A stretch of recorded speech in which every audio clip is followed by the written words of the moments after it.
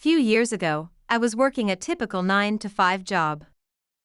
It paid the bills, but I had bigger dreams of traveling the world, studying abroad, and experiencing life beyond the walls of my office.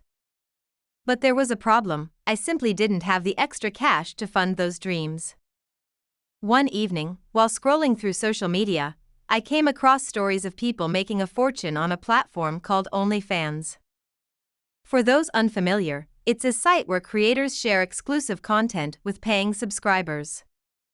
While it's often associated with adult material, some creators share non-explicit content too. At first, I dismissed the idea, but the more I thought about it, the more I was curious. I wasn't doing anything that risky, I told myself. A few photos, some light content, what's the harm? After all, I had seen others making good money from the comfort of their homes. So, with a little hesitation, I created an account and uploaded my first set of photos. It wasn't long before I started attracting a few subscribers, all paying a monthly fee. My plan was simple: save up as much as possible, then shut down the account once I had enough to chase my dreams. At first, everything was fine. The money was slowly trickling in, and I was beginning to feel a sense of relief. But that relief was short-lived.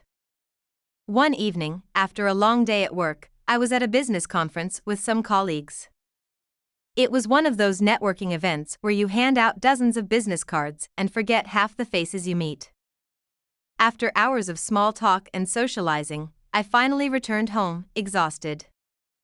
That night, I logged into my OnlyFans account to check if I had any new subscribers.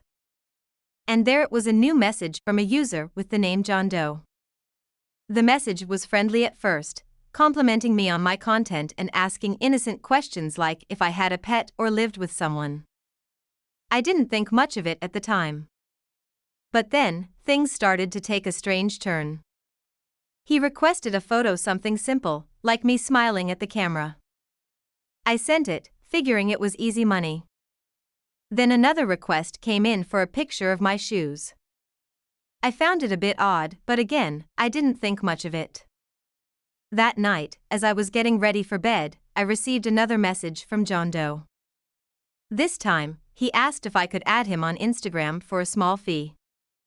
I didn't see the harm in it and accepted the request. But what I saw next sent a chill down my spine. His Instagram story featured a video of my house, taken from the street outside. My heart raced. The next story was even closer, zooming in on my front door. The final story showed my bedroom window, where I was standing just moments before. Panicking, I immediately called the police, my heart pounding as I stared at my phone. Then, a message popped up: let me in. I locked every door and window, trying to keep my breathing steady as the police made their way to my house. But before they arrived, I heard a rattling at the front door. The handle twisted and shook violently. Then, silence. For a moment, I thought he had gone, but the sound of breaking glass from downstairs told me otherwise. The police arrived just in time, but the man was gone, leaving behind a broken window and a trail of fear. They searched the area, but there was no sign of him. The next day, I pieced everything together. It wasn't just a random encounter. At the conference, I had handed out my business cards, which included not only my work address but my home address as well. That's how he found me. After that, I shut down my OnlyFans account for good. I moved back in with my family and kept my story to myself. Every day, I go to work and wonder if the man behind JohnDoe is someone I know, someone I pass by in the office or meet with for business. The thought still haunts me. With that said, thanks for watching, and until next time.